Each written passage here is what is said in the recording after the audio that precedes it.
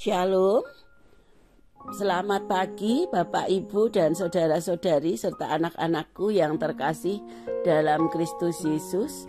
Jumpa lagi dalam renungan satu hati, sapaan Tuhan tiap pagi, program dari GKJ Condong Catur, Sleman, Yogyakarta.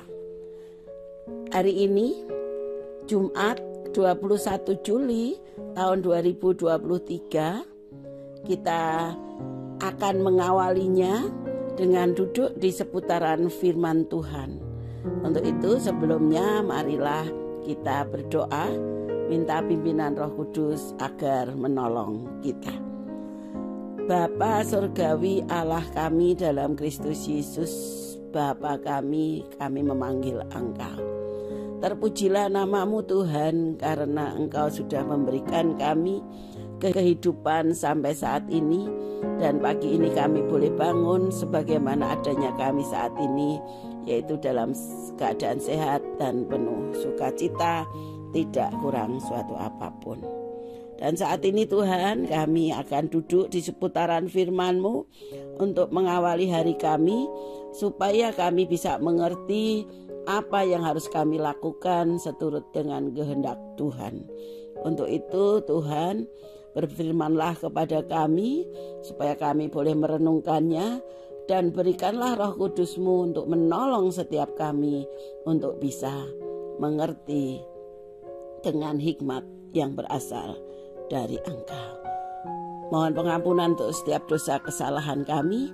Di dalam nama Yesus kami berdoa dan mengucap syukur.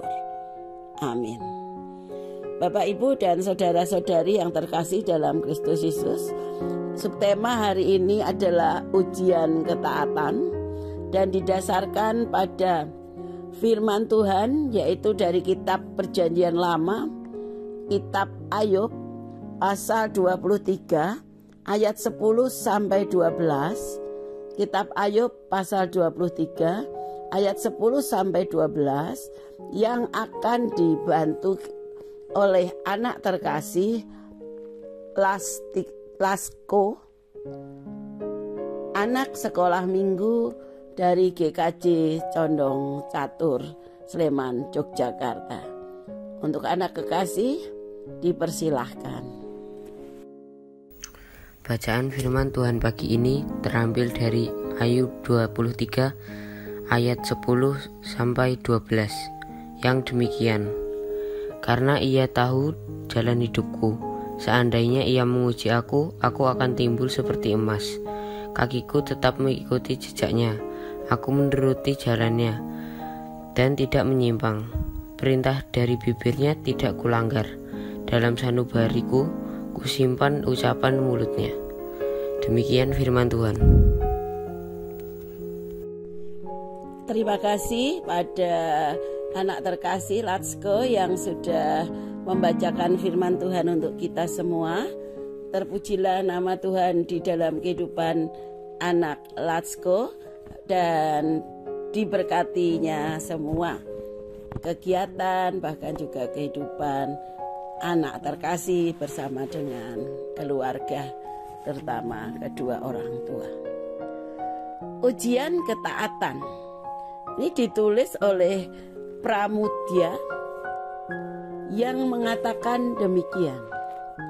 Beberapa tahun yang lalu, aku penulis menangani sebuah kasus besar, dan seperti biasa, semakin besar kasus, semakin besar pula risiko yang mungkin bisa terjadi. Aku tahu itu, tetapi tidak menyangka bahwa risiko itu akan berlangsung begitu lama. Walaupun aku menyadari bahwa dalam kasus tersebut aku berhadapan dengan penguasa, yang mana dengan kekuasaannya dia dapat mencelakakan aku. Sejak awal aku tahu itu. Namun prinsipku dalam menjalankan profesi adalah kebenaran dan berjalan pada peraturan yang ada. Rupanya semua kepentingan yang tidak menyukaiku, semua orang yang tidak menyukai penulis mengatakan atau mengadakan konspirasi untuk mencelakakan melalui kasus tersebut. Walau dibalut dengan kekhawatiran dan kegalauan, penulis tetap berjalan dan menghadapi semua persoalan, semua permasalahan, semua trik, semua konspirasi satu demi satu. Suatu saat penulis merasa lunglai dan lelah. Dalam doa dia mengatakan, "Aku lelah Tuhan, tolonglah aku." Setelah berdoa, dia membuka renungan Musa yang biasa dia baca setiap malam untuk tanggal keesokannya. Saat itu dia menemukan renungan yang dia tulis yang berjudul "Hai engkau yang kurang percaya." Renungan itu menceritakan kisah seorang murid Yesus di atas perahu yang diserang badai. Dia terkejut dan merasa diingatkan melalui renungan tersebut untuk terus bangkit dan berlari menembus semua rintangan. Jadi dengan membaca firman Tuhan, dia diingatkan melalui cerita kisah yang ada dalam firman itu, untuk kemudian dia mendapatkan semangatnya berlari untuk menembus semua rintangan. Dia tidak patah.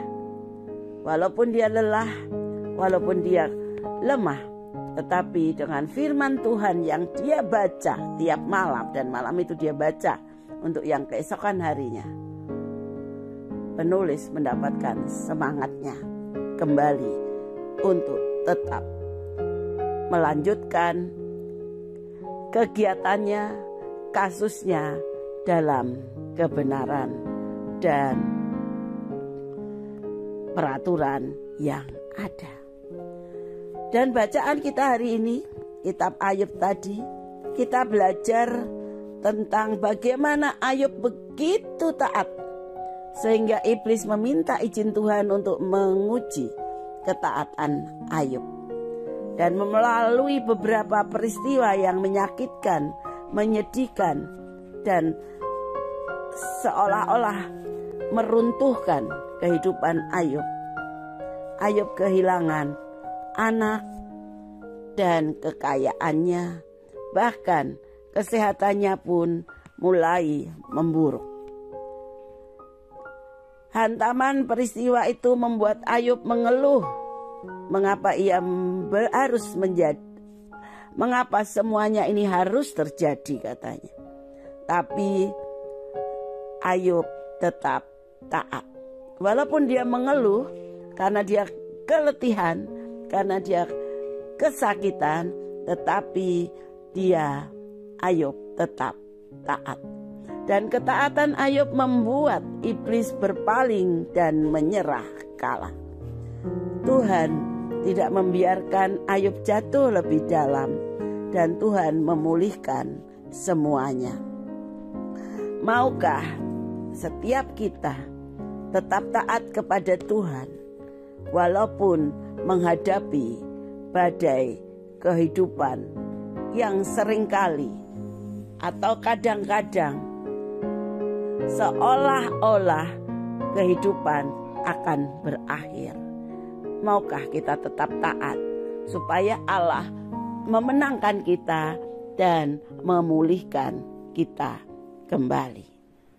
Mari kita berdoa.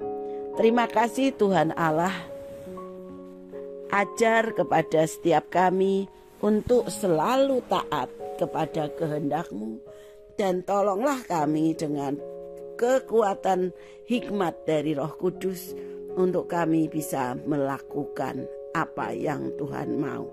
Biarlah semangat hari ini, biarlah firman hari ini membawa kami semua menjadi bangkit untuk menghadapi setiap persoalan kehidupan kami yang kami rasa begitu berat.